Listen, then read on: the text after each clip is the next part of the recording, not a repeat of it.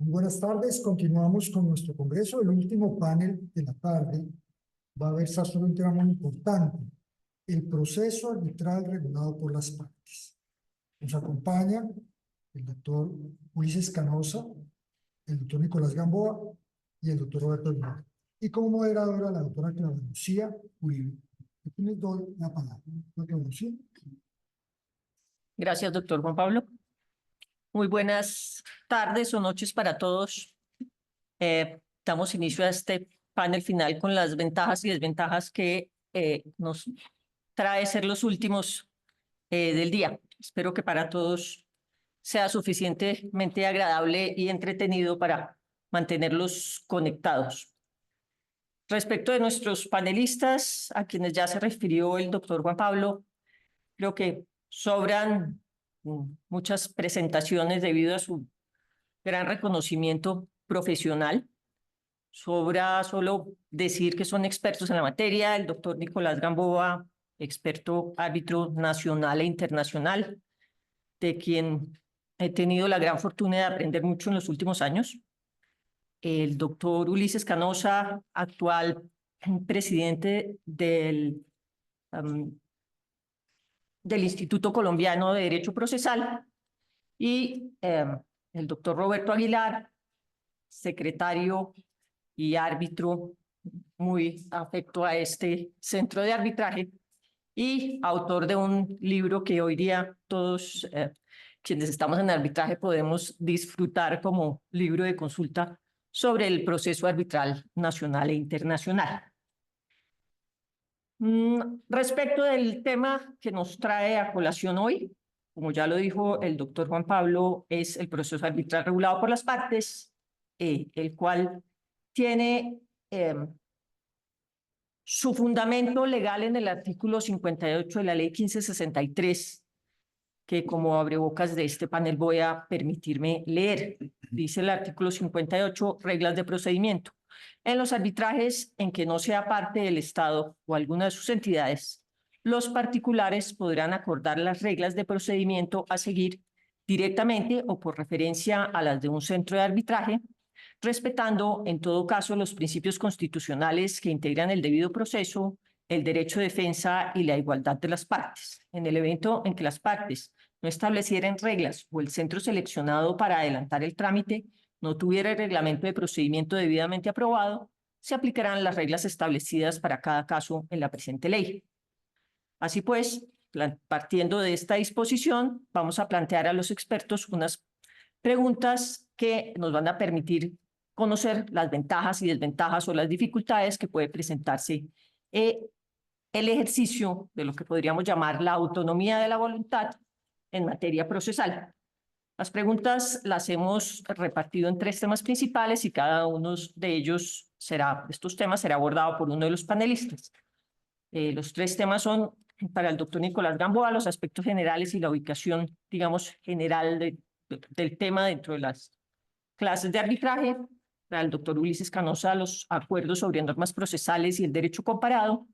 Y para el doctor Roberto Aguilar, los aspectos particulares en la práctica de nuestro arbitraje nacional.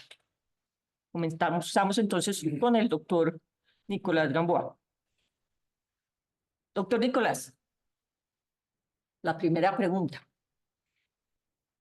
¿El arbitraje regulado por las partes corresponde o es aquel que la ley 446 del 98, que a su vez reformó el artículo 90, la ley 23 del 91, definía como arbitraje independiente?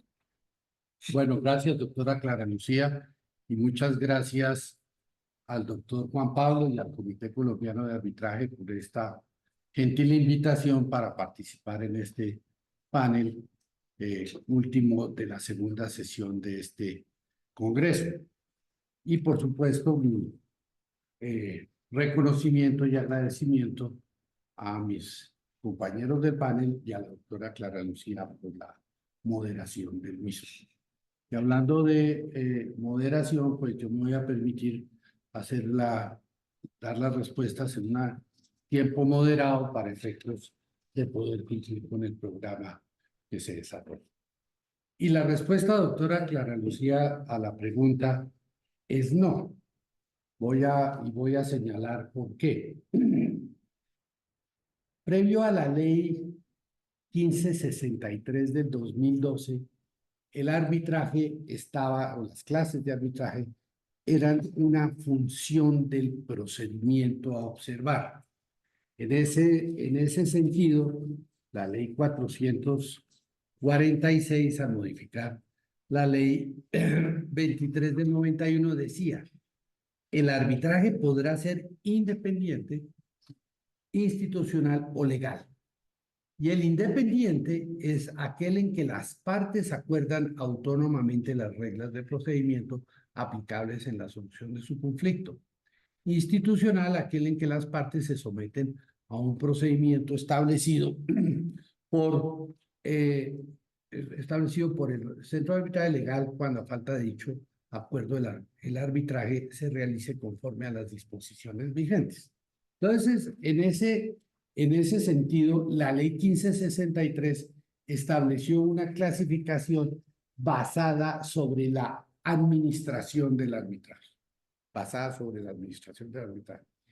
Y del artículo 58 realmente vendría, cuando dije que era negativo, era en función de la clasificación. Pero de otra manera, el arbitraje que está previsto en el artículo 58 vendría a ser el equivalente en lo que definía la ley 446 como aquel en el cual las partes acuerdan autónomamente las reglas del procedimiento.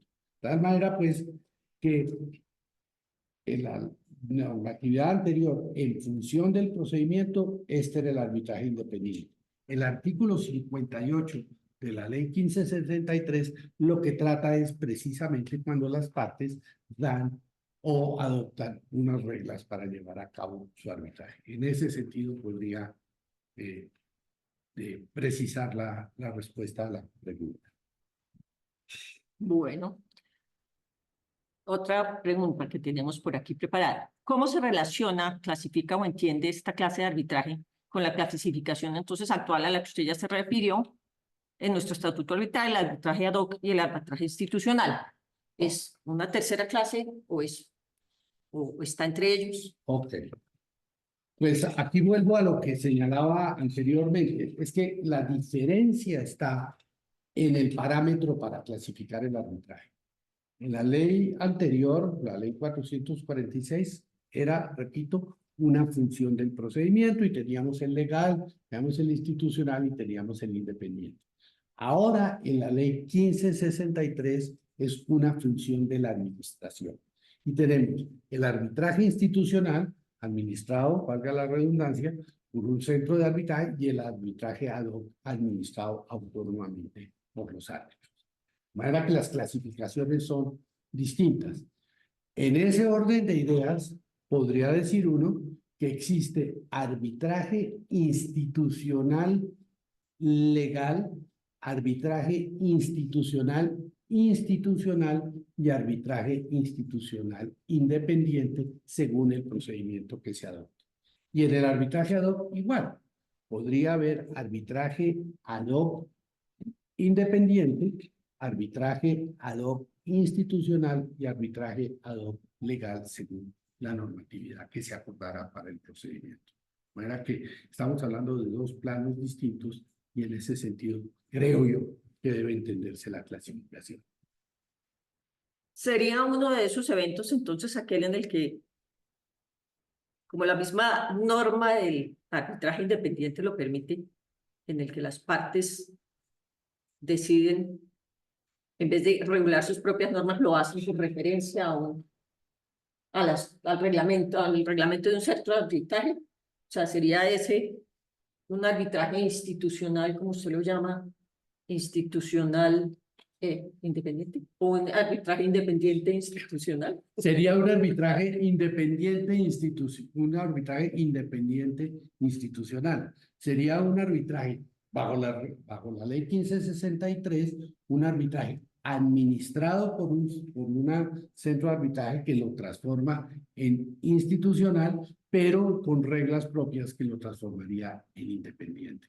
Porque nuevamente, y yo en esto yo insisto, los planos son distintos. Uno es la función de las reglas de procedimiento y otra es el tema de la administración. Y por eso se pueden dar estas diversas combinaciones. Esto lo menciono sencillamente para centrar el campo de acción de la posible regulación por las partes de las reglas de procedimiento, según el artículo 58 que la doctora Lucía Cruz mencionó. Entonces ahí estaríamos ubicados más o menos de dónde sale ese artículo 58, que además formalmente está en una localización distinta a la de los iniciales que define el arbitraje como ad hoc y arbitraje institucional.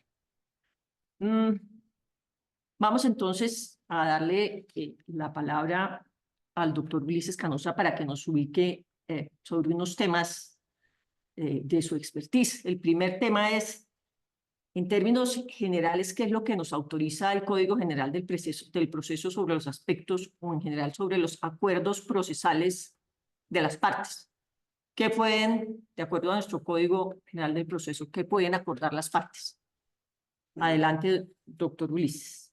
Gracias, muy amables. Un saludo cordial al Comité Colombiano de Arbitraje, al profesor Juan Pablo Cárdenas y a los compañeros de panel, doctora Clara Lucía Uribe, Nicolás Gamboa y Roberto Aguilar. Sobre la pregunta que me formula, quiero decirle que desde el año 1970 en el Código de Procedimiento Civil se dijo en el artículo 6º de ese código que las normas procesales son de orden público y por consiguiente de obligatorio cumplimiento, salvo autorización expresa de la ley. Por eso mismo, ese artículo decía o dice todavía en esta parte se mantiene que las estipulaciones que contradigan lo dispuesto en el artículo se tendrán por no escritas. En el año 1991 se expidió en Colombia el decreto 2651, en el cual intervino un ilustre árbitro, el doctor Rafael H. Gamboa, de manera muy activa, que trajo a Colombia algunas ideas de la legislación anglosajona y permitió por primera vez en el país la práctica de pruebas directamente por las partes, de común acuerdo. Esa norma no tuvo una aplicación práctica importante porque aquí tenemos una cultura de enfrentamiento en los procesos que nos impide llegar a acuerdos con la contraparte en algunos aspectos, como en el de práctica de pruebas.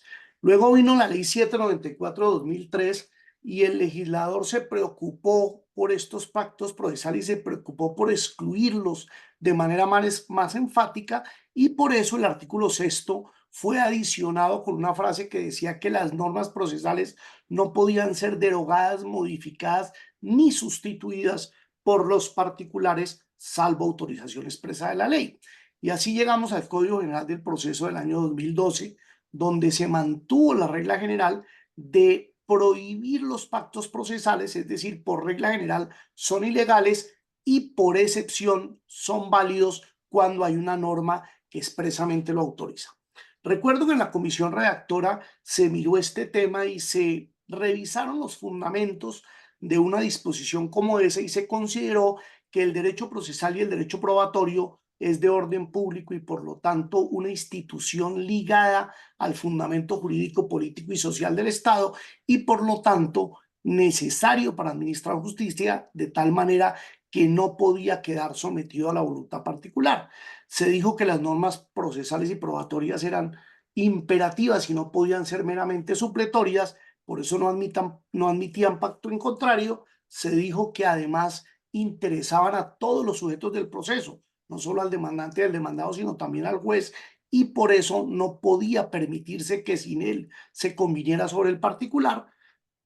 Adicionalmente, se consideró que la amplitud de los pactos procesales podían generar inseguridad y finalmente, como última razón, se dijo que podían dirigirse a imponer condiciones por los económicamente fuertes a los débiles y por esa razón se mantuvo esa regulación. Por eso hoy en día puede uno concluir que son ineficaces los pactos que tiendan a regular actuaciones, ampliar o disminuir términos, disponer sobre recursos, requisitos, nulidades, incidentes, etcétera, o que, por ejemplo, limitan las facultades del juez en materia probatoria, prueba de oficio, carga dinámica, procedimientos probatorios o valoración de la prueba. ¿Qué pactos se estiman válidos hoy en día en el Código de Procedimiento? Aquellos dirigidos a practicar directamente pruebas, porque esa norma que yo mencionaba del 2651 se trajo al artículo 190 del actual Código y por lo tanto está permitido. Las que impliquen la aceptación de hechos o los pactos que impliquen aceptación de hechos, por ejemplo, en la audiencia inicial, de acuerdo con el numeral séptimo, inciso cuarto del 372, y los que conlleven, por ejemplo, una suspensión del proceso para fines de una transacción. Además, recuerdo que por sugerencia del profesor Hernán Fabio López Blanco se introdujo un inciso segundo al artículo 13 del Código General del Proceso, que hoy está vigente, que prohibió las cláusulas escalonadas, a las cuales entiendo se referirán más adelante, y así se dijo que las estipulaciones que establezcan el agotamiento de requisitos de procedibilidad para acceder a la justicia, al operador de justicia, no son obligatorias en su observancia y que desconocerlas no implicaba violación al contrato ni impedían acceder al operador de justicia. ¿Qué concluimos entonces? Que el Código General del Proceso es muy restrictivo sobre el particular, por regla general censura estos pactos, pero por excepción, en los ejemplos que he mencionado, los autoriza. Gracias, doctor Ulises. Frente a esta explicación que usted nos da de cómo lo está regulando el Código General del Proceso, ¿cuáles serían esos límites de la autonomía de la voluntad privada en materia de arbitraje nacional? Bueno, Dada, pues digamos, el planteamiento que tiene el artículo 58 para que las partes puedan pactar esas normas. de acuerdo, el artículo 58 establece espacios y también establece límites para la autonomía de la voluntad en temas procesales. Leyendo con cuidado y diseccionando un poco el artículo, pues los permite con unos condicionantes. Primero, que no sea parte del Estado o alguna de sus entidades. Segunda, respetando principios constitucionales del debido proceso, del derecho de defensa y la igualdad de las partes, mención cuya amplitud o expresión cuya amplitud abre la puerta a algunas discusiones, como lo veremos en los casos prácticos más adelante. Y finalmente, el tercer condicionante es que la norma indica que puede hacerse directamente ese pacto o por referencia a las reglas de un centro de arbitraje. Es decir, que las normas legales son supletorias cuando no hay pacto o el centro seleccionado no tiene un reglamento. Gracias. Y por último, queríamos que usted nos ilustrara un poco sobre qué dice el derecho comparado sobre estos acuerdos de las partes respecto de las normas de procedimiento en Bueno, arbitraje. claro que sí. A ver, se encuentran soluciones diferentes dependiendo del sistema. Los sistemas del common law, sistema anglosajón, siempre han sido más propicios a flexibilizar las normas de procedimiento, tanto en los procesos judiciales como en los arbitrales. Las normas del civil law, derecho continental europeo, de cuál deviene nuestro procedimiento, pues han sido siempre un poco más rígidas, han tenido un procedimiento más rígido y solo recientemente, del siglo pasado a este, han empezado a flexibilizar esta posibilidad por aquello que mencionaba Michele Tarufo de la integración del multicultural.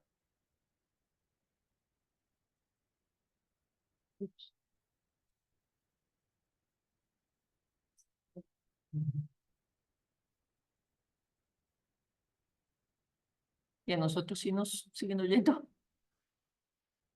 Démosle un momentico.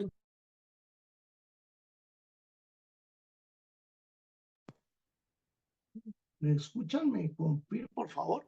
Sí, ya. A ver qué sucedió aquí, que hubo algún cambio aquí. Ya lo estamos escuchando. Bueno, Siga, doctor Cardosa, si quiere. bueno, entonces estaba diciendo que, Un poquito. bueno, entonces me devuelvo un poquito la grabación y decía yo que pues hay sistemas procesales que se han ido acercando con el paso del tiempo y también impactan determinadas ópticas o concepciones en la regulación del derecho comparado. Hay sistemas que consideran el arbitraje como una institución esencialmente contractual. En el origen y en el procedimiento autorizan pactar libremente, pero hay otros que solo consideran contractual el arbitraje en el origen, pero no en el procedimiento, y por lo tanto establecen algunas limitaciones. También depende los sistemas de si es un arbitramiento en derecho, en conciencia o técnico, si es nacional o internacional, porque los internacionales siempre se ha estimado más amplia la posibilidad de los pactos procesales. Si se echa un vistazo al derecho comparado, se encuentra que la libertad de formas o de procedimientos está en la ley modelo UNCITRAL, está en el reglamento de la CCI, está en la Convención Europea y también en la de Nueva York, con amplios alcances como los de permitir regular la forma de integración y nombramiento de árbitros, incluso los impedimentos y recusaciones, estipular la forma de la demanda, de la contestación y de la reconvención, pactar la forma de hacer notificaciones y de hacerse traslados, convenir la forma de actuaciones presenciales o virtuales, físicas o electrónicas, acordar las formas de providencias y sus requisitos, incluso en relación con la motivación y la publicidad de esas decisiones o la confidencialidad de las mismas, censurar o consensuar las formas de práctica de pruebas, de clases de pruebas, de recepción de pruebas, de valoración de pruebas. Permiten concertar sobre medidas cautelares, procedimientos, requisitos, clases, tiempos y contracautelas, establecer recursos procedentes, renunciar previamente a ellos e incluso regular los órganos que los conceden y que los deciden, de tal manera que en el derecho comparado hay un gran abanico de posibilidades en materia de pactos procesales para el arbitraje. Bueno, puede hacer que nuestro derecho, por lo menos arbitral, vaya caminando en ese sentido también. Bueno, Bien, vamos a darle paso entonces al doctor Roberto Aguilar para que nos precise algunos temas particulares de la práctica de nuestro arbitraje nacional y con ello poder llegar a la parte de la conclusión del panel, que va a ser como la más discutida e interesante. Doctor Aguilar, las normas de procedimiento de los centros de arbitraje referidas por las partes incluyen aquellas relativas a la designación de árbitros y la constitución del tribunal, o por el contrario, pueden las partes acordar su propia forma de designación de árbitros y en lo demás referirse al trámite previsto en el reglamento. Es decir, cómo pueden combinarse la autonomía de las partes con los reglamentos de arbitraje. Bien, buenas tardes a todos. Para la respuesta a esa pregunta, creo que conviene poner de presente, en primer lugar, que el acuerdo de las partes sobre las calidades de los árbitros, sobre el perfil de los árbitros o sobre la especialidad de los árbitros, que no sería propiamente el proceso para el nombramiento de árbitros, son aspectos que se regulan por fuera del artículo 58. Los artículos 7º y 8º del Estatuto Arbitral se refieren al tema y habilitan a las partes para someterse o al parámetro mínimo allí previsto, o pone presente el legislador que las partes pueden establecer un alcance, un perfil diferente, una experiencia diferente, o someterse a unos registros diferentes que aparezcan en un reglamento de un centro de arbitraje. Esas posibilidades están por fuera, en realidad, del artículo 58. Lo que podría estar dentro del artículo 58 es el procedimiento para la designación, con la restricción que aparece en el estatuto, en el sentido de que cuando se nombran árbitros por conducto del centro de arbitraje debe ser por sorteo. Pero efectivamente, más allá de el sistema de nombramiento en cuanto a perfil y alcance, que siempre debe respetar el mínimo legal, que es ser ciudadano colombiano en ejercicio, no haber sido sancionado con suspensión, no haber padecido una sentencia condenatoria penal salvo por delitos políticos o culposos, o en el caso del derecho, además de ser abogado, reunir como mínimo los requisitos para ser magistrado de tribunal superior, pues pueden acordar cualquier perfil. Al amparo del artículo 58 pueden establecer un procedimiento distinto, unas reglas distintas para el nombramiento, unas reglas distintas para la conformación del tribunal, y para ello pueden acudir a un centro de arbitraje que tenga un sistema diferente legal de los parámetros legales, con la observancia de los mínimos mencionados, o evidentemente pueden establecer un trámite diferente.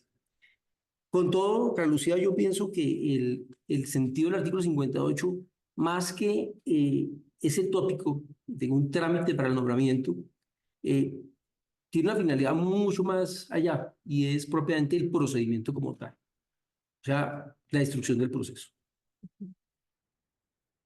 Bueno, y entonces ya en punto de la instrucción del proceso, cabría preguntarse en qué forma o en qué momento podrían, o más bien deberían, o sería aconsejable que las partes acordaran directamente esas normas de procedimiento. O sea, suele ser en la cláusula compromisoria cuando están las partes en paz, o podría ser en un compromiso ya en un momento en que tienen, pues más dificultoso, pero en un momento en donde están ya frente a la diferencia que quieren resolver. Yo soy de la tesis de que los arreglos de las partes sobre el procedimiento como tal, acordado por ellos o por remisión a un reglamento, es un acuerdo que hace parte del pacto de arbitraje, que pudo haber sido convenido desde el comienzo y por lo tanto se aplica, pero nada se opone a que, habiendo estimado un pacto arbitral que no decía nada al respecto, pueden cambiarlo en el camino. Es decir, pueden, iniciado el proceso, entre más temprano mejor, acordar reglas de procedimiento que se aparten de las legales del estatuto o de las que habían acordado bajo una norma de algún reglamento. A mi modo de ver, ese acuerdo, bien original o bien posterior, constituye una modificación al contrato de arbitraje, una modificación al pacto arbitral. Y en apoyo de esta tesis, a mi modo de ver, algo parecido ocurre cuando la ley permite a las partes prorrogar el término de duración del proceso. Pienso también que eso constituye una modificación del pacto arbitral. Y en este caso lo digo porque la norma, el artículo 10 del estatuto, señala que el proceso arbitral puede prorrogarse una o varias veces sin que llegue a exceder de 6 meses, por acuerdo de las partes o por acuerdo de los apoderados facultados para el efecto.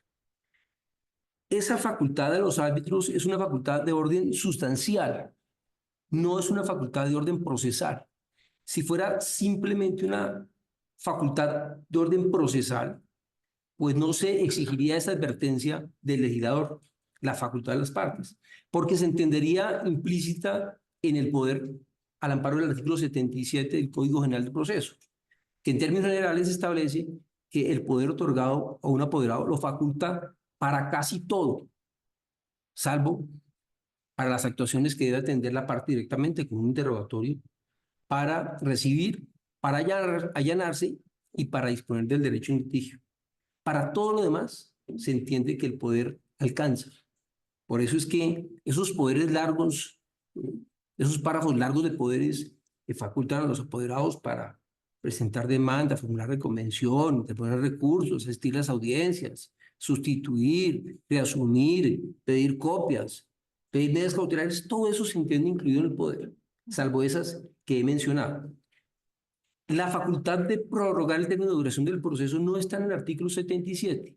No es una facultad de orden procesal, sino orden sustancial. Al serlo, se entiende que se está habilitando a los operados para modificar el contrato arbitral, para modificar el pacto arbitral en uno de sus aspectos. Y uno de los aspectos del pacto arbitral es el término de duración del proceso.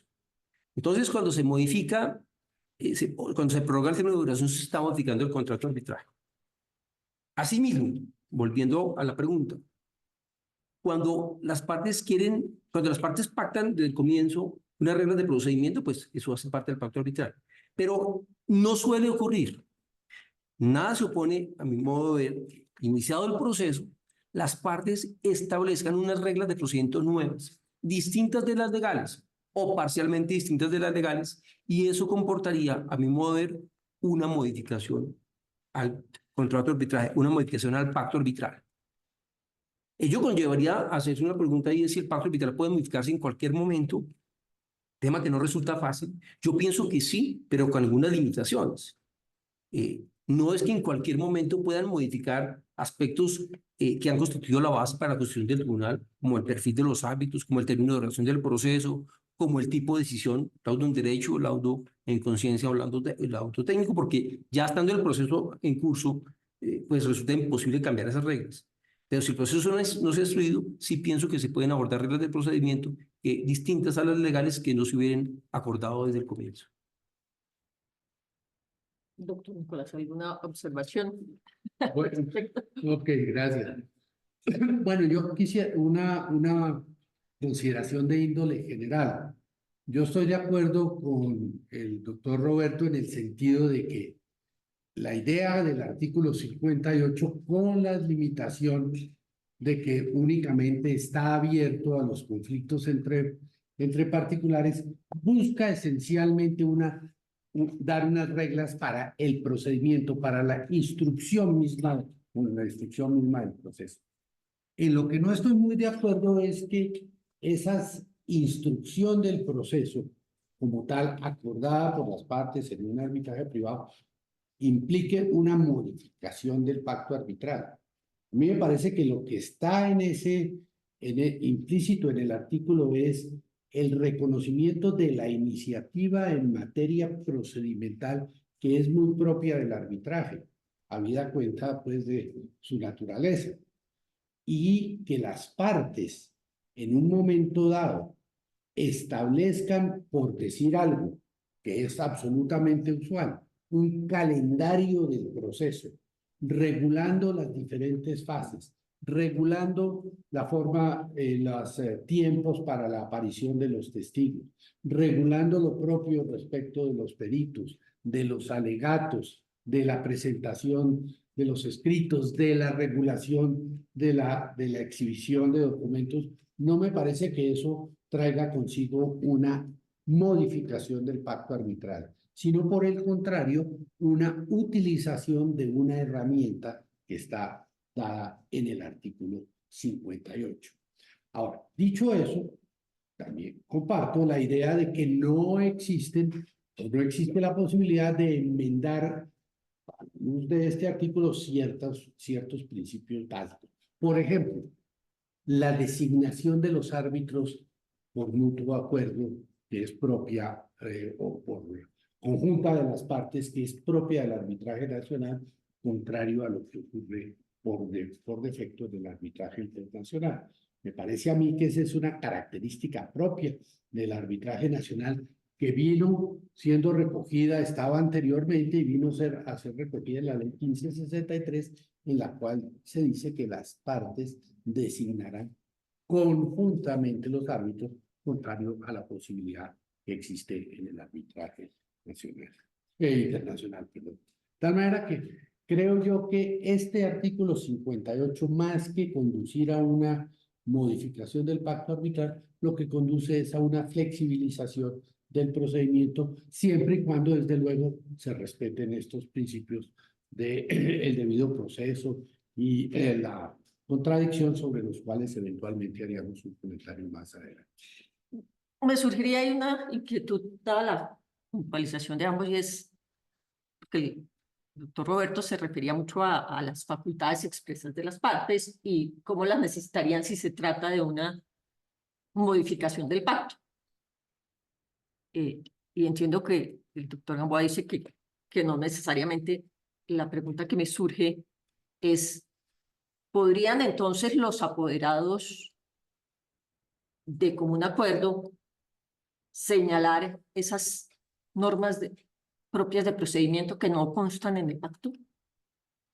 Yo pensaría que dentro de la regulación del procedimiento mismo, Una especie como lo que pasa en el internacional, porque pasa después, pero sin acudir a las partes. O sea, los apoderados le comunican a los árbitros las normas de procedimiento o cómo quisiesen llevar ese procedimiento en nacional. Algo.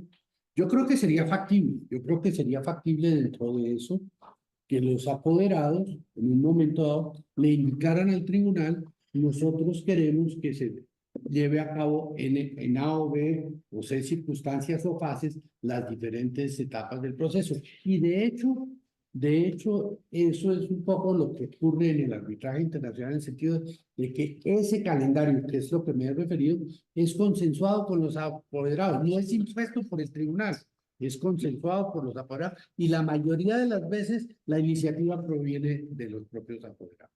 Okay. Sí. O sea,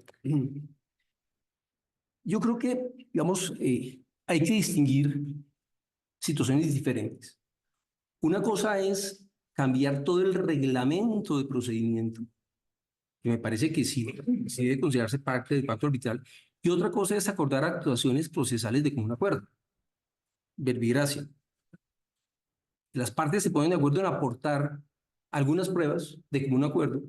Para eso no se necesita modificar el pacto arbitral y de hecho aparece, como le decía el doctor Ulises, en el artículo 190 como una facultad procesal de las partes. Pero anticipándome a algo que quería decir al final, lo voy a traer a cuento en este momento para ver la diferente dimensión de lo que, por lo menos de mi percepción. Una regla de procedimiento que podía cambiarse, porque es que no tiene que cambiarse todo el procedimiento al amparo del artículo 58, sino una parte, y ojalá se haga así. Una regla que puede cambiarse, por ejemplo, es que las partes acuerden que el momento oportuno, la preclusión para la reforma de la demanda, no sea, como lo dice el estatuto, antes de que se inicie la audiencia de conciliación. Es una norma un poco etérea y que se ha prestado para muchas dificultades. Sino señalar, por ejemplo, que para ese arbitraje las partes acuerdan que esa oportunidad precluirá 5 días después de vencido el traslado de las excepciones.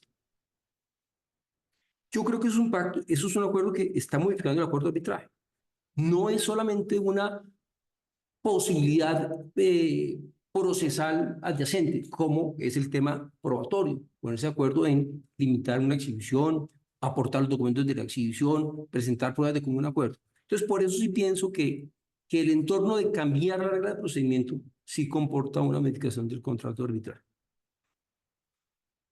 Bueno, creo que voy a avanzar y al final cuando volvamos a los casos particulares, volvemos sobre ello porque que ahí con el ejemplo que puso me surgió Una duda. otra inquietud porque en materia de términos acudir a la violación del debido proceso y el derecho de defensa es bien peligroso.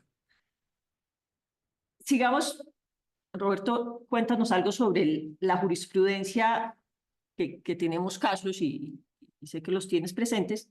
¿Qué ha dicho la jurisprudencia en los casos en que las partes bien o directamente o, creo yo que aún peor, a través de reglamentos de centro de arbitraje que han sido aprobados, se apartan de la regulación legal? Gracias. De pronto en esta presentación se va viendo un poquito mi posición respecto de esa regla del artículo 58. Y la anticipo, no tengo problema en anticiparla, porque además ya lo había insinuado. Es que yo creo que el artículo 58 es útil para modificar algún aspecto demasiado puntual. Si se quiere marginal, pero útil.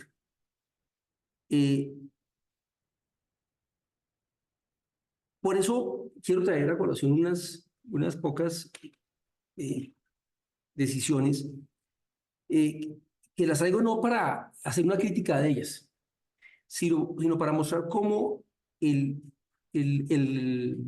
rasero que establece la norma aparentemente es fácil de cumplir, por lo menos fácil de suponer, pero siempre puede haber un juez constitucional que encuentre o que considere que no se cumple el parámetro de cumplimiento de los requisitos constitucionales relacionados con el debido proceso, el derecho de defensa y la igualdad de las partes. Y quiero comenzar y pasar muy rápidamente por una jurisprudencia que hay en torno a las cláusulas multifuncionales o escalonadas a la que se refería Ulises Canosa. Ya ese tema está resuelto en el artículo 13 del Código General del Proceso, que establece que no son válidos los pactos procesales, establece que requisitos de procedibilidad que impidan el nexo, salvo que vengan del legislador. Sin embargo, se ven todos los días y se siguen pactando cláusulas compromisorias con esos requisitos, que se pueden cumplir, pero no entendidos como requisito de procedibilidad. En esa línea, ya la Corte Constitucional había señalado la sentencia T-058-2009 que resolvió una tutela contra un tribunal arbitral en relación con contratos de acceso, uso e interconexión de redes telefónicas al amparo de contratos que tenían una cláusula escalonada, donde en primera instancia debe actuar un comité mixto de interconexión, en segunda instancia los representantes legales de las entidades y en tercer lugar las partes podían acudir a las autoridades administrativas, a la Comisión de Regulación de Telecomunicaciones, y si aún así no había arreglo entre las partes, podían acudir a un tribunal arbitral. Para la Corte Constitucional en su momento, el fundamento constitucional y legal de la voluntad de las partes implica que se cumpla en todo momento y que no habría razón para que si las partes expresan su voluntad en el sentido de establecer unos parámetros, unas instancias, no se cumpla de manera real en el momento de finiquitar el conflicto. Unas decisiones del Consejo de Estado, 3 decisiones del Consejo de Estado se apartaron de esa decisión, sentencias de 4 de diciembre de 2006, de 26 de agosto de 2007, de 4 de diciembre de 2006, para señalar que las partes no iban a pactar requisitos de procedibilidad, que eso era solo del resorte del legislador, y mucho menos cuando se establece el requisito sin que las partes tuvieran la potestad de suspender los términos de caducidad o de prescripción. Eso, como les digo, lo vino a solucionar el artículo 13. En otros eventos se veía no casos de cláusulas escalonadas, sino acuerdos que podían implicar bloqueo entre las partes, voluntaria o involuntariamente, pero que impidían el acceso a la jurisdicción. El artículo 13, mencionado por el doctor Luis Canosa, dice las estipulaciones de las partes que establezcan el agotamiento de requisitos de procedibilidad para acceder a cualquier operador de justicia no son de obligatoria observancia. El acceso a la justicia sin haberse agotado dichos requisitos convencionales no constituirá incumplimiento del negocio jurídico en donde ellas se hubiesen establecido, ni impedirá al operador de justicia tramitar la correspondiente demanda. Pasando a otra, entonces este tema está solucionado, pero se sigue viendo. Está bien que las partes lo pacten, está bien que acudan a esos mecanismos si son útiles para solucionar su dificultad, su controversia, pero siempre teniendo en mente, cuando lo pacten y cuando lo desarrollen, que eso no impide el acceso directo a la jurisdicción o a la justicia arbitral. En otra línea, me voy a referir a una sentencia de la Corte Suprema de Justicia del 10 de febrero de 2005, que resuelve una tutela contra un tribunal arbitral que había declarado extinguidos los efectos de la cláusula compromisoria respecto a la demanda de reconvención. En ese entonces regía una norma del reglamento de un centro de arbitraje que señalaba que una vez integrado el tribunal se señalarían las sumas por concepto de honorarios y gastos, que si eran consignadas, el tribunal pasaría a estudiar su propia competencia y si la asumía a calificar la demanda a efectos de decir si la admitía, la inadmitía o le rechazaba. Y señalaba expresamente que en caso de que se presente demanda de reconvención que diera lugar a un incremento notable del trabajo, el tribunal podría incrementar las sumas por gastos honorarios, advirtiendo que en caso de que no se cumpliere con el pago de la totalidad de los honorarios adicionales, el tribunal declarará sin efecto el trámite de reconvención, circunscribiendo su actuación a aquellas peticiones originalmente planteadas. Hablando de este tema con el doctor Nicolás, advertíamos cómo una norma parecida la encuentra uno en el reglamento de arbitraje de la CCI, concretamente el numeral sexto del artículo 37, señalaba que cuando se presente esa misma circunstancia, una demanda de reconvención usualmente enorme, que no se atendía desde el punto de vista económico, se entendía retirada y advertía que dicho retiro no priva a la parte interesada del derecho de formular posteriormente la misma demanda en otro proceso. Llevado el asunto a la jurisdicción, sostuvo la Corte Suprema que la cláusula compromisoria tiene una función de atracción total y que surgido uno o varios conflictos entre las partes, todo debía llevarse bajo el principio de la unicidad y de no ser así, abrir la causa, eso atentaba contra principios constitucionales, contra la administración de justicia, el acceso a la justicia, la concentración y la celeridad. Solo llamo la atención, porque no quiero entrar a discutir la tesis, llamo la atención que la Corte no dispuso, en ese caso, que debía modificarse la decisión en el sentido de extinguir los efectos del pacto arbitral respecto de la reconvención. Tampoco dijo que el tribunal, las pretensiones de esa demanda de reconvención podían tramitarse ante la justicia arbitral en otro proceso, pero sí dijo que todo debía tramitarse en el mismo expediente. Entonces, uno podría compartir o no la tesis de la Corte, pero fíjense que para la Corte esa posibilidad que la trae la CCI no es válida porque limita, establece algunas restricciones, algunos principios constitucionales. Otro evento es el de la sentencia del 28 de enero de 2016 de la Corte Suprema de Justicia, que resolvió una tutela contra un tribunal arbitral al haber declarado incompetente y fijar como honorarios el 25% de los inicialmente fijados. En este caso, se apoyó en el reglamento del centro de arbitraje que establecía lo siguiente: cuando en la primera audiencia de trámite el tribunal se declara incompetente, termina el proceso, solamente se tendrá derecho al 25% total de honorarios y gastos administrativos, debiendo devolverse a las partes la suma restante. De hecho, en algún momento de la legislación operó esa misma regla de causación del 25% por declaración de incompetencia por parte de los árbitros. La Corte, en ese caso, consideró que si el fundamento para declararse incompetente por parte del tribunal era que el pacto arbitral no parecía haber sido convenido por todas las partes, no podía invocarse esa norma del pacto que remitía al reglamento. Y finalmente, una sentencia del 3 de noviembre de 2021 de la Corte Suprema que resolvió un recurso de anulación contra un laudo internacional, contestó una pregunta del recurrente sobre si podía un tribunal cambiar la naturaleza convenida de las partes de arbitraje nacional e internacional. Las partes habían acordado que sus diferencias se tramitarían mediante un arbitraje nacional y el tribunal asumió competencia, pero dispuso la tramitación mediante arbitraje internacional. En el pacto estaba acordado así, como arbitraje nacional. La Corte Suprema estableció que los criterios de internacionalidad son de carácter objetivo.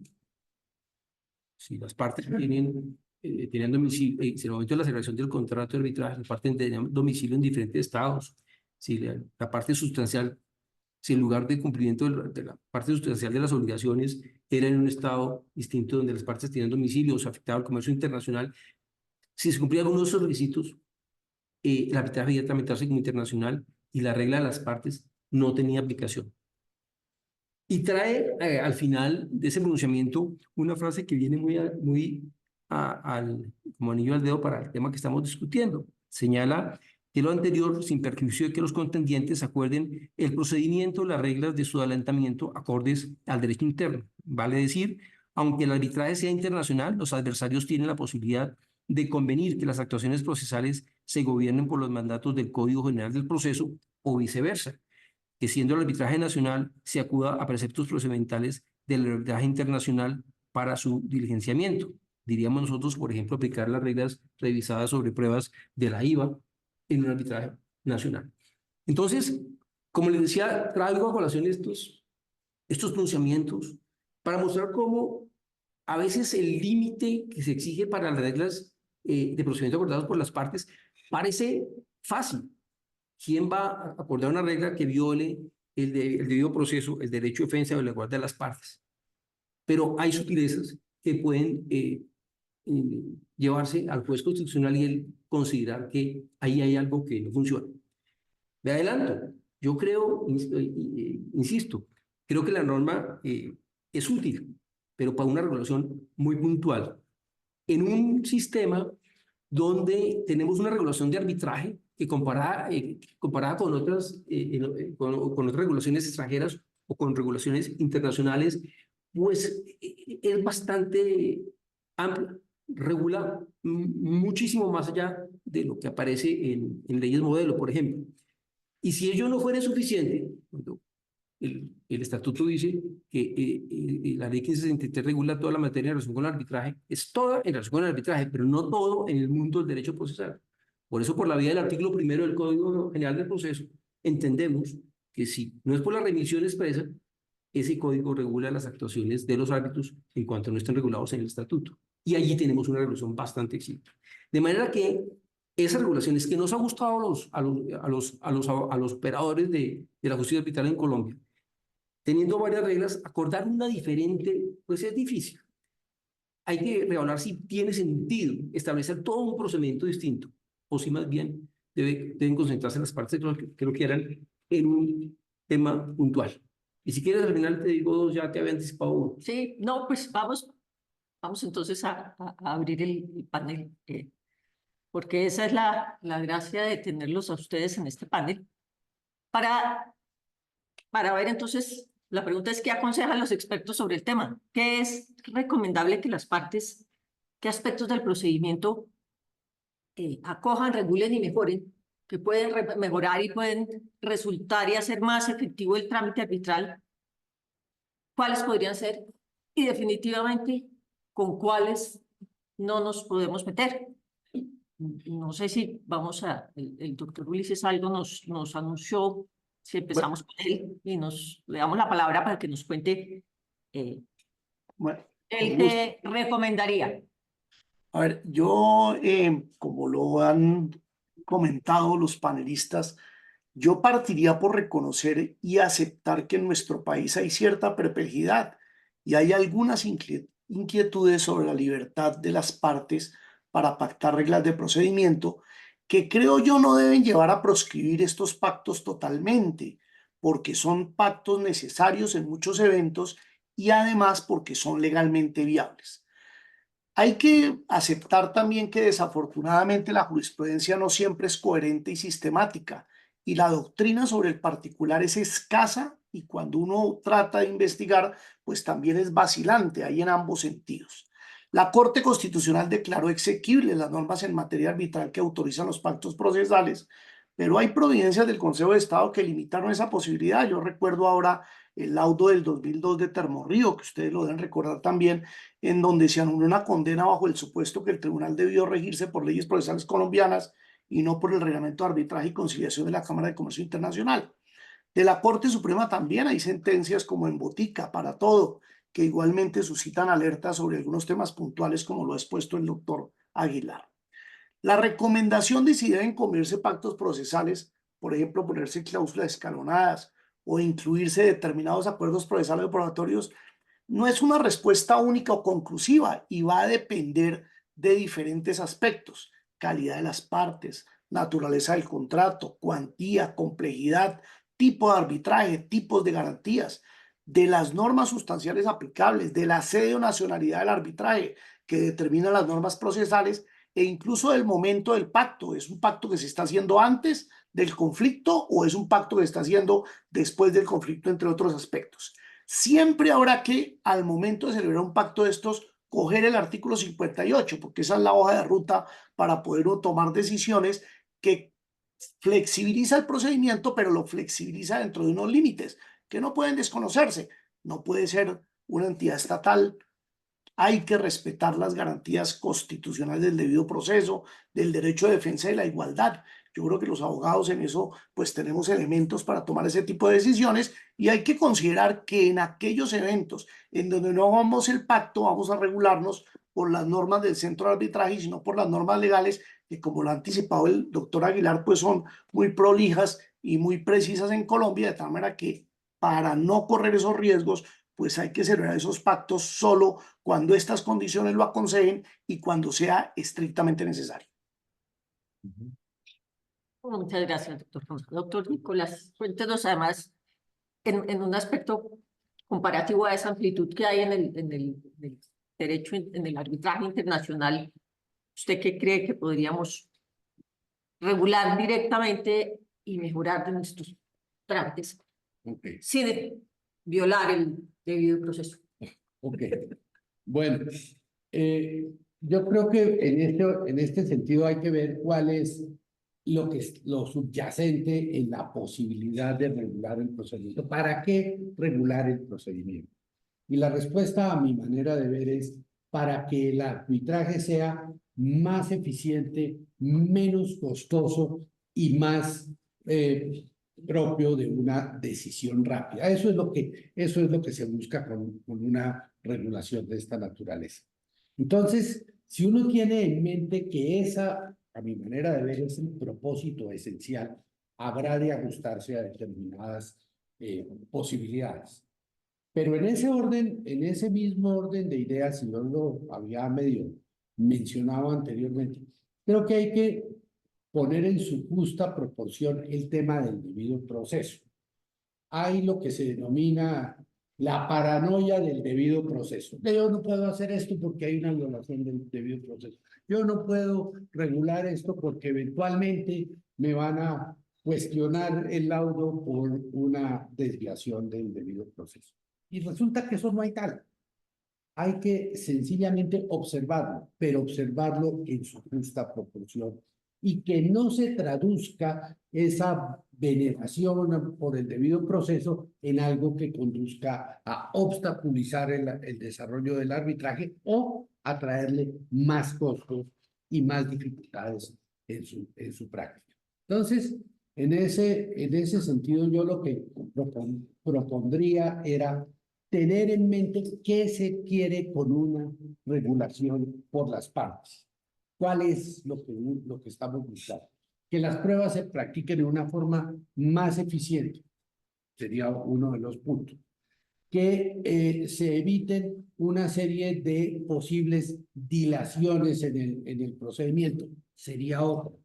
Que se cuente con suficiente garantía para que se lleve a cabo un debate sin cortapisas. Y hay otra, doctora Clara Lucía, que yo quisiera arrancar porque el doctor Roberto y el doctor Ulises lo han mencionado, y es sobre los pactos arbitrales mismos. Yo creo que los pactos arbitrales deben ser lo más sencillo posible. No hay cuestión más contraproducente que los pactos arbitrales llenos de características, de posibilidades, de requisitos para los árbitros, etcétera, etcétera. ¿Y por qué? ¿Por qué lo digo? Porque en primer lugar, si hay algún asunto que no se ha mencionado, lo va a suplir la ley. Y en segundo, evidentemente es muy posible que lo supla la ley.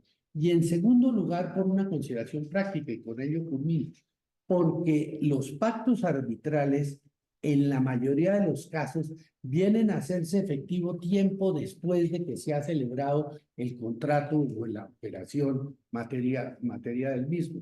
Y en ese sentido se recurre estrictamente a la literalidad, no a lo que rodeó la conformación de ese pacto arbitral. Entonces, entre más sencillo, más se puede entender al futuro. Y esa sería un poco mi sugerencia o mi recomendación. Bueno, muchas gracias. Roberto, tu oportunidad de lo que nos vas a adicionar. Bueno, bien, utilizando la misma presentación de mis colegas, yo diría que la recomendación es no establecer un nuevo código general del proceso a las partes. Claramente. Nuestra regulación arbitral es bastante detallada comparada con otras regulaciones. Nuestro código general del proceso es bastante detallado. A los abogados colombianos, repito, les gusta nuestro procedimiento. Así suena extraño en otras latitudes, a los nuestros les gusta y a nuestras cortes les gusta y a nuestros jueces constitucionales les gusta. Y ha pasado los embates constitucionales y creo que tenemos una regulación bastante clara, bastante decantada. Inventarse un nuevo procedimiento completamente diferente es lo que yo descartaría. Insisto, mi consejo sería que al amparo del artículo 58 se establezca un aspecto marginal del cual las partes quieren apartarse y en todo lo demás someten a la norma legal, el arbitraje institucional legal, o a la norma de reglamento de arbitraje institucional bajo la norma de reglamento. Es más fácil responder lo que no se debe hacer.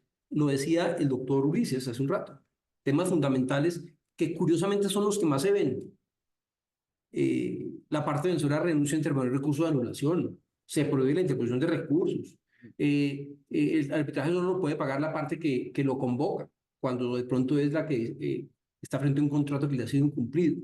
Cosas de ese estilo son las que no se deben hacer. Uno sí puede establecer algunas pautas. Yo mencionaba hace un rato una que me parece que ha contribuido a la dilación del proceso por ser una norma ambigua.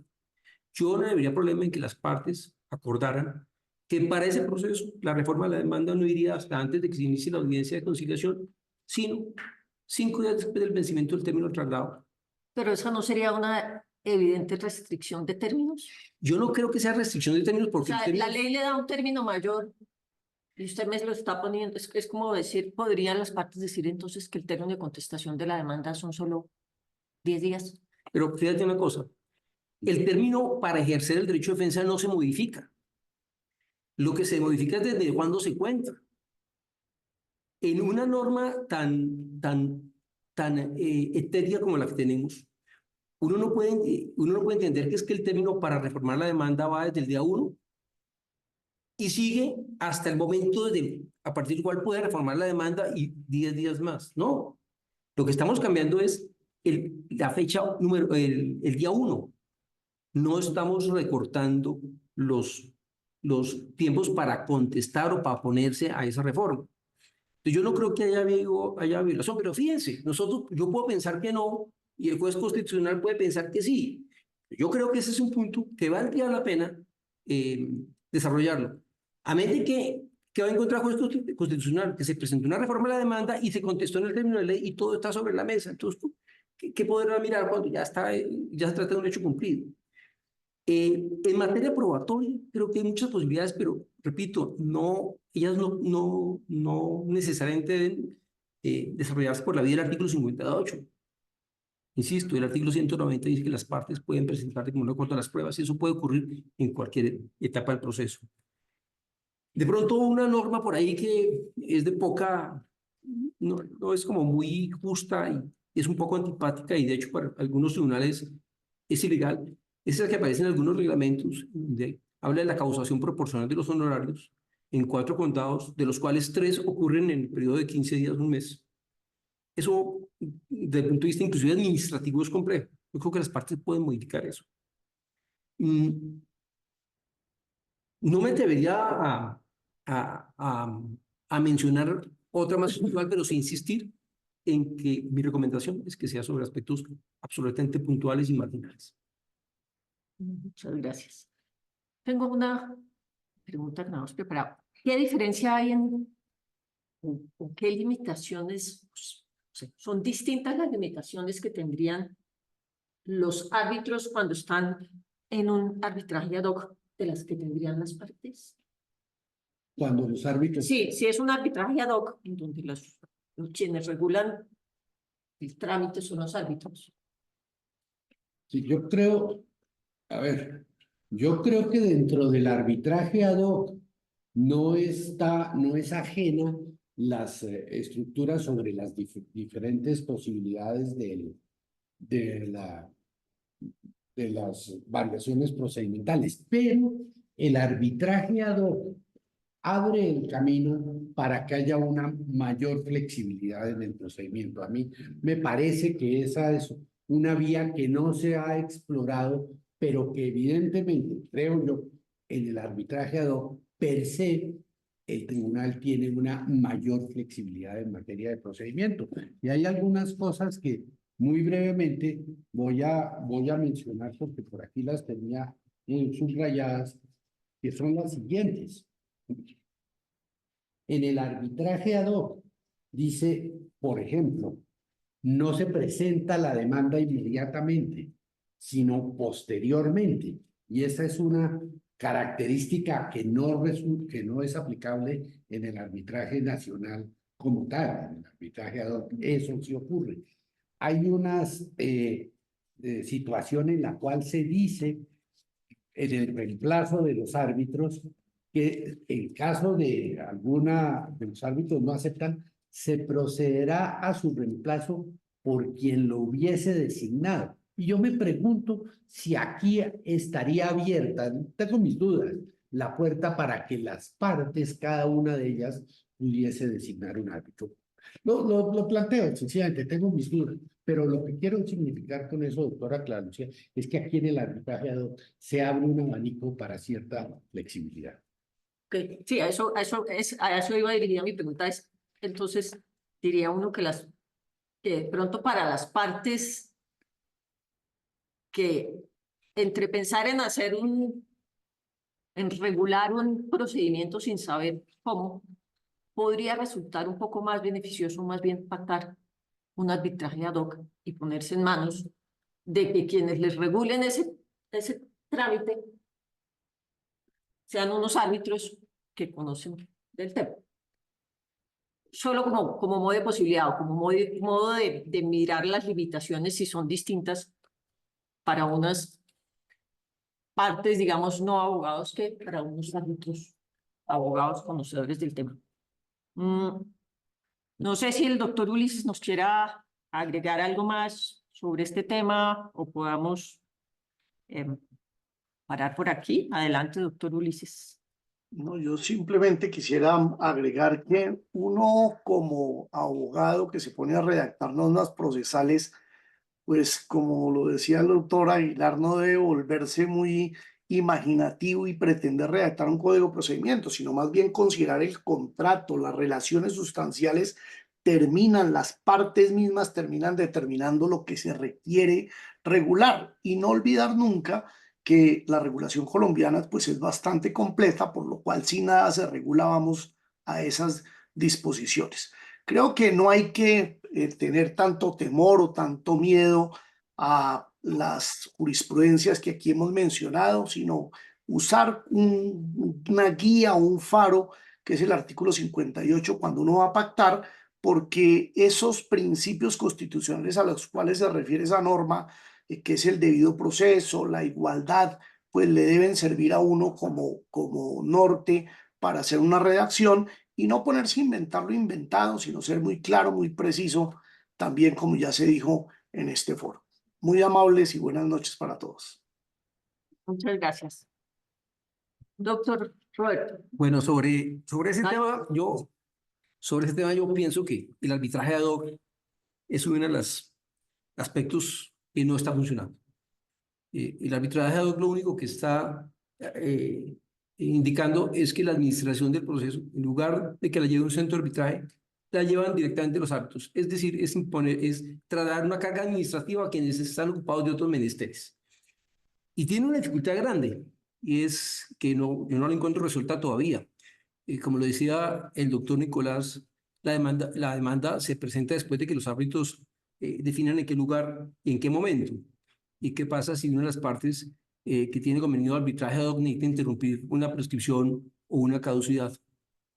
Eso está como raro. O sea, yo creo que el arbitraje ad hoc poco le está aportando a nuestro medio.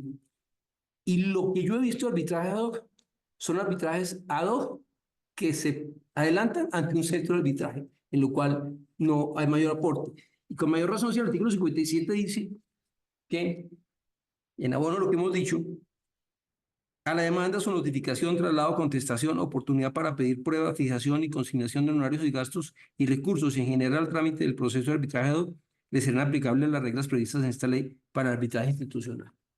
O sea que realmente por la vía del arbitraje ad hoc no vamos a encontrar la agilidad o la diferencia que estamos buscando para lo que tenemos en la ley, que realmente es el arbitraje institucional, con una posibilidad de pacto respecto de algunas reglas de procedimiento. Gracias. Bien. Bueno, muchas gracias. Muy bien, muchas gracias. Dejamos la despedida del doctor Rojas. Perdón un segundo, yo quiero meter la cucharada, si me permiten los doctores. Yo sí creo que hay una cosa que valdría la pena evaluar sobre ese artículo 58, porque el artículo 58 permite a las partes pactar procedimientos directamente por referencia a un reglamento. Los centros de arbitraje, particularmente el centro de arbitraje de la Cámara de Comercio de Bogotá, Nicolás participó en eso, hicieron un trabajo muy juicioso hace varios años de revisar la ley 1563 para encontrar aquello que en la ley 1563 no permitía un arbitraje eficiente, incluyendo modificaciones como las que Nicolás han sugerido. Pues bien, como ese proyecto se envió en el Congreso y no hay por el momento posibilidad de tramitarlo en el Congreso, dado que eso ya tuvo un debate en la comunidad arbitral y son normas que la mayoría de la comunidad arbitral reconoce están bien estructuradas, ¿por qué los reglamentos de los centros no las incorporan? Ahí está un modelo trabajado durante varios meses por todo el mundo. Por todas estas reuniones. Entonces, incorporar eso. Y entonces las partes ya, ante un reglamento que lo que hace es mejorar la ley, lo que ya se detectó que requería la ley, pero no se pudo hacer porque no hubo voluntad legislativa, ya las partes pueden sentirse mucho más inclinadas a pactar. No un reglamento propio, porque las partes no son capaces de regular el arbitraje, sino simplemente acudir al reglamento como sucede en el mundo, que hacen los centros de arbitraje, que son los que realmente son capaces de estructurar un procedimiento adecuado. Entonces, el mensaje que yo me atrevo a proponer es, acudamos a esa posibilidad del artículo 58, pero para incorporar en los reglamentos todo el resultado del trabajo que nosotros hicimos aquí en este centro con todos ustedes. Esto es una votación. Toda la que usted quiera, porque eso es una propuesta que puede ser muy discutida. En abono de lo que dice el doctor Juan Pablo, yo doy una cuña que creo que vale la pena que los centros de arbitraje la consideren. Ese es el escenario donde deben trabajar los reglamentos de los centros de arbitraje. Los que tenemos de 40 normas que tiene un reglamento, yo me atrevería a decir que 35 son copia de lo que dice la ley. Y realmente no tiene mucho sentido en un proceso arbitral decir que invoco el artículo 3, 24, 28 del centro de arbitraje tal, o el 283 de otro, o el 5 del otro, cuando todos se refieren o copian lo que dice el artículo 82 del Código General del Proceso. Yo invitaría a los centros de arbitraje a que hagan eco de lo que usted plantea, doctor Juan Pablo, pero que plasmen allí solamente aquello que no está en la ley y dejen a la ley funcionar como corresponde, con la hermenéutica que le corresponde.